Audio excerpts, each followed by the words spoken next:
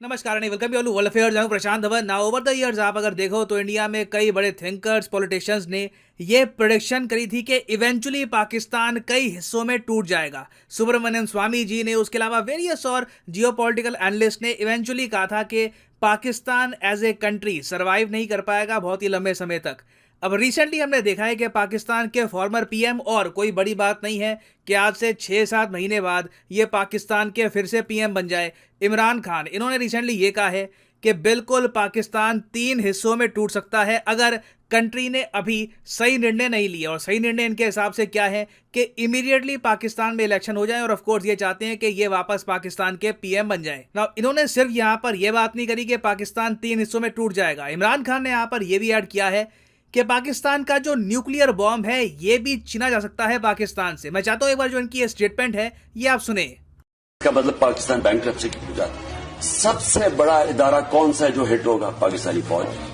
जब फौज हिट होगी तो जो उसके बाद हमारे से कंसेशन क्या ली जाएगी जो यूक्रेन से उन्होंने ली थी डीन्यूक्लियराइज करने की। सबसे बड़ा तो मसला उनको, हमारी वाहिद मुसलमान मुल्क है जिसके पास न्यूक्लियर डिटरेंट है। जब वो चला गया फिर क्या होगा? मैं आपको आज कहता हूं पाकिस्तान के 3 हिस्से होंगे, जो कि आप आम इनके थिंक टैंक्स, हिंदुस्तान के थिंक टैंक्स में देख लें। बाहर जो सारे बलूचिस्तान को लहदा करने के प्लान है, इनके प्लान बने हुए हैं। तो इस बात अगर सही फैसले नहीं किए जाएंगे, मुल्क खुदकुशी करने पे जा रहा है। और मैं आपको ये बता दूं कि इंडियन पर्सपेक्टिव से आप अगर सोच कर देखें तो डिसइंटीग्रेशन ऑफ पाकिस्तान ये इंडिया की हिस्ट्री का, मैं कहूँगा, सबसे इंपॉर्टेंट जियोपॉलिटिकल इवेंट होगा। It will be for us.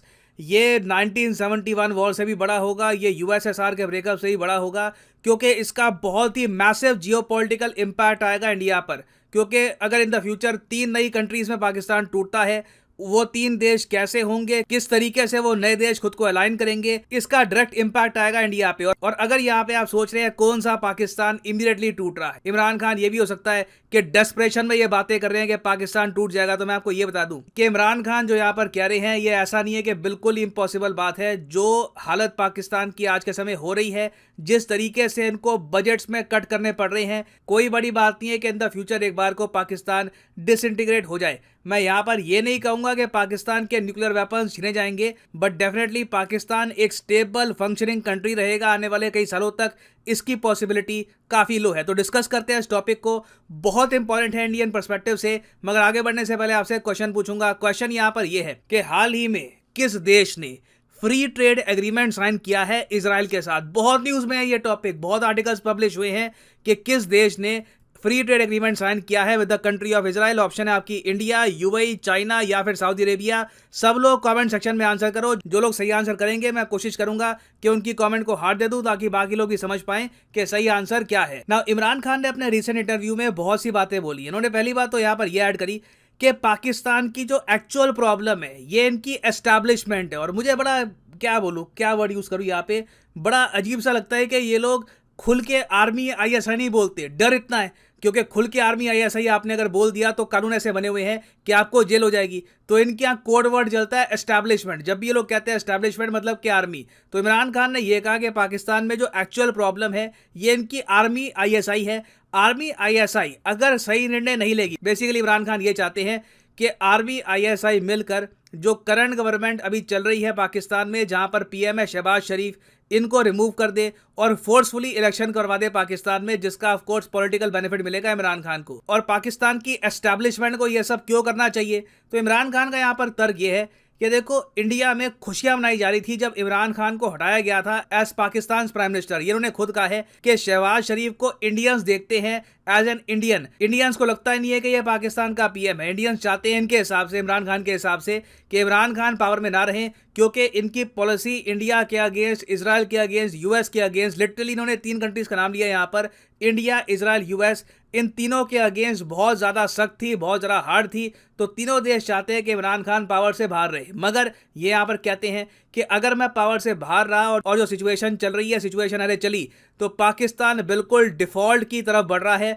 और एक बार पाकिस्तान ने डिफॉल्ट कर दिया तो उसके बाद कोई बड़ी बात नहीं है कि डिसइंटीग्रेशन हो सकती है पाकिस्तान की, और इवन पाकिस्तान की आर्मी भी उस डिसइंटीग्रेशन को नहीं बचा पाएगी, क्योंकि याद रखिएगा आर्मी भी पैसों पे चलती है। जब पैसों की कमी आएगी तो पाकिस्तान की जो मिलिट्री है, आर्मी है, आईएसआई है, उसके अंदर भी आपको बंटवारे होते हुए दिखेंगे। और अगर यहाँ पे आप सोच रहे हैं वेल क्या पाकिस्तान में जेन्युइनली ऐसी हालत है कि इतना पैसा इनके पास बचेगा नहीं कि इनके बहुत सारे प्रोविंसेस टूटना शुरू कर देंगे, तो इसका आंसर है हाँ बिल्कुल।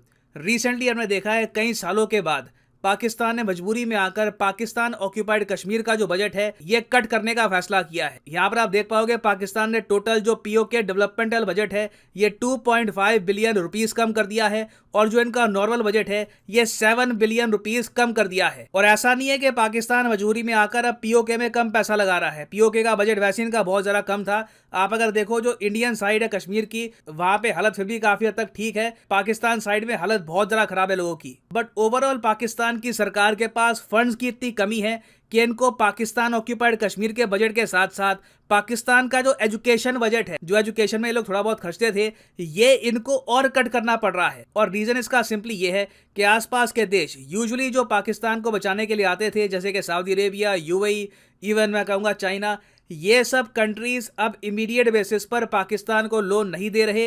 इन सब देशों ने ये कहा है आप सीधा बात करो इंटरनेशनल मॉनेटरी फंड से, और आईएमएफ ने बहुत ज़्यादा सख्त शर्तें रखी है पाकिस्तान के सामने। ऑलमोस्ट आप कह लीजिए आईएमएफ एज ए डॉक्टर ये कह रहा है कि पाकिस्तान की इकोनॉमिक सर्जरी करनी पड़ेगी इनको, तभी ये कंट्री सर्वाइव कर पाएगा। इनके लोगों को, इनकी इंडस्ट्री को बहुत कष्ट सहना होगा आने वाले कुछ सालों तक, तभी इनके यहाँ सिचुएशन कंट्रोल में हो पाएगी। और जो ये कष्टों की मैं यहाँ पर बात कर रहा हूँ, यहाँ पर सिंपली इसका मीनिंग ये है कि इस्लामाबाद से बाकी पाकिस्तान में फंड्स नहीं जाने वाले। और देखो हिस्ट्री में हमने देखा है कि कंट्रीज का जो डिसइंटीग्रेशन होता है वो इसी वजह से होता है। आप अगर यूएसएसआर को देखो, 1991 से पहले जो कंट्री था यूएसएसआर, जहाँ पे आपको पता होगा ये सारे कंट्रीज मिलकर एक यूनियन फॉर्म करके बैठे थे।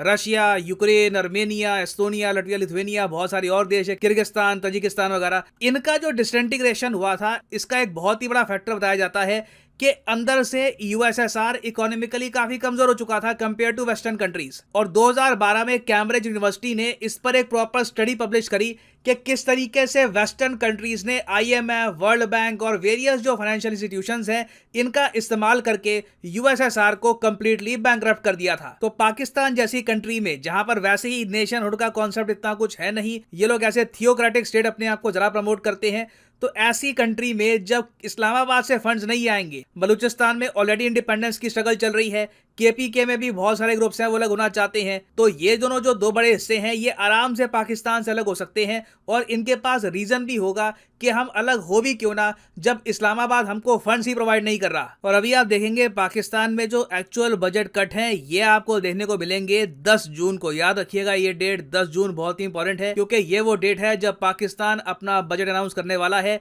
बताया जा रहा है कि आईएमएफ की सारी शर्तें मोस्ट प्रोबेबली इनकी सरकार मान लेगी, नहीं मानेगी तो it will be there loss. और जैसे ही पाकिस्तान ने आईएमएफ की शर्तें मान ली, आप देखोगे petrol, diesel, by god everything in Pakistan will become much more expensive. और ऐसे सिनेरियो में पाकिस्तान को एज ए कंट्री यूनाइटेड रख पाना बहुत ही मुश्किल होगा।